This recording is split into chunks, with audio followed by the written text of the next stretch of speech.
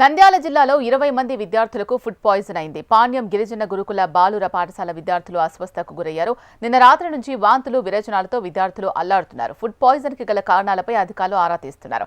పాఠశాలలోని విద్యార్థులకు medical camp ఏర్పాటు చేశారు. పరిస్థితి సీరియస్ గా ఉన్న పిల్లలను పాణ్యం సిఎస్సి ఆసుపత్రికి తరలించి చికిత్స అందిస్తున్నారు. ఫుడ్ పాయిజన్ ఘటనపై జిల్లా కలెక్టర్ రాజకుమారి సీరియస్ అయ్యారు.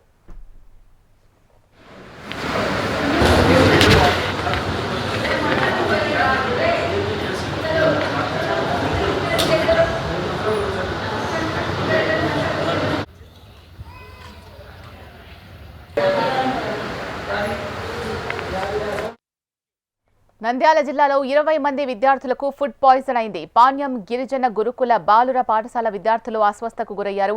నిన్న రాత్రి నుంచి వాంతులు విరేచనాలతో విద్యార్థులు అల్లాడుతున్నారు. ఫుడ్ పాయిజన్ కి గల కారణాలపై అధికారులు ఆరా తీస్తున్నారు.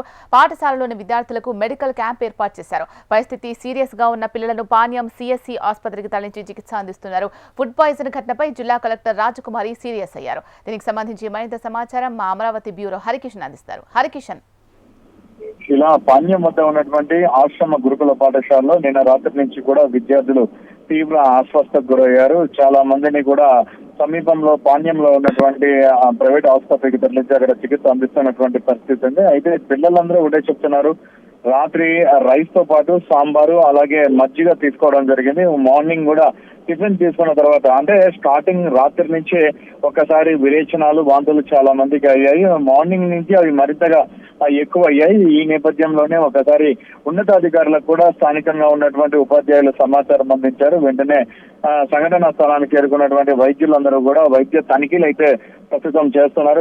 మెడికల్ క్యాంప్ కూడా ఏర్పాటు చేశారు. ప్రతి పిల్లవానికి సంబంధించినటువంటి శాంపిల్స్ కూడా కలెక్ట్ చేస్తున్నటువంటి పరిస్థితి ఉంది. ఈ నేపథ్యంలోనే ఈ ఘటన పైన నంద్యాల జిల్లా కలెక్టర్ రాజకుమారి ఫుల్ గా సీరియస్ అయ్యారు. అసలు అంత అంటే ఎటువంటి ప్రాబ్లం అక్కడ వచ్చింది, పిల్లలకు విద్యార్థులకు ఇబ్బందులు అవుతుంటే ఎందుకు చూస్తూ ఊరుకున్నారని చెప్పేసి కూడా ఆమె సీరియస్ అవ్వడం జరిగింది. ఈ నేపథ్యంలోనే ఐటీడీఏకి సంబంధించినటువంటి ఎందుకంటే ప్రస్తుతం ఈ గిరిజన ఆశ్రమ పాఠశాల ఐటీడీఏ శ్రీశైలం పరిధిలోకి వస్తుంది. అక్కడ ఉన్నటువంటి పీడీ ప్రాజెక్ట్ డైరెక్టర్ ఎవరైతే ఉన్నారో ఆయన కూడా సంఘటనా స్థలానికి వచ్చి అక్కడ మొత్తం కూడా చెక్ చేయడం జరిగింది. అయితే ఏదైతే పాఠశాలలో ఉన్నటువంటి వంటశాల పాఠశాలలో కంప్లీట్ గా కూడా అపరిశుభ్ర వాతావరణం తాండవిస్తోంది. కంప్లీట్ గా ఒక మురికి కాలువ అంటే డ్రైనేజీకి సంబంధించినటువంటి కాలువ దగ్గరే ఉంది.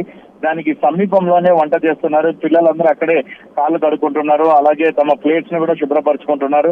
సో ఈ ఇంత అపరిశుభ్ర వాతావరణం ఎలా పెట్టారని చెప్పేసి కూడా ప్రాజెక్ట్ డైరెక్టర్ అక్కడ ఉన్నటువంటి సిబ్బంది పైన ఆగ్రహం వ్యక్తం చేశారు. మరోవైపు అక్కడ ఉన్నటువంటి ఫుడ్ తో పాటు వాటర్ అంతా కూడా కలెక్ట్ చేయడం జరిగింది. శాంపిల్స్ ని ల్యాబ్ పంపించారు. ఇది వాటర్ కంటామినేషన్ వల్ల వచ్చినటువంటి అస్వస్థతన లేదంటే ఫుడ్ పాయిజన్ వల్ల జరిగినటువంటి అస్వస్థతన అన్నటువంటి దానిపైన కూడా పూర్తిగా ల్యాబ్ కి అయితే పంపించారు. రిజల్ట్స్ వచ్చిన తర్వాత దానికి సంబంధించినటువంటి వైద్యం అందించేటటువంటి అవకాశం ఉంది. ప్రస్తుతం మాత్రం పిల్లలందరికీ కూడా ప్రాథమిక వైద్యంగా ఫ్లూయిడ్స్ ఎక్కిస్తున్నారు. ఎవరికైతే ప్రాణాపాయం అయితే లేదు, కానీ తీవ్ర అస్వస్థకైతే గురయ్యారు. వారికి సంబంధించి వీళ్ళంత త్వరగా కోలుకుంటారని చెప్పేసి కూడా వైద్యులు చెప్తున్నారు. ప్రస్తుతం అయితే పాఠశాలలో మెడికల్ క్యాంప్ అయితే కొనసాగుతుంది. ప్రతి పిల్లవానికి సంబంధించి కూడా బ్లడ్ శాంపిల్స్ కలెక్ట్ చేస్తున్నటువంటి పరిస్థితి అయితే ఉంది. Sheela, right, thank you Harikishan.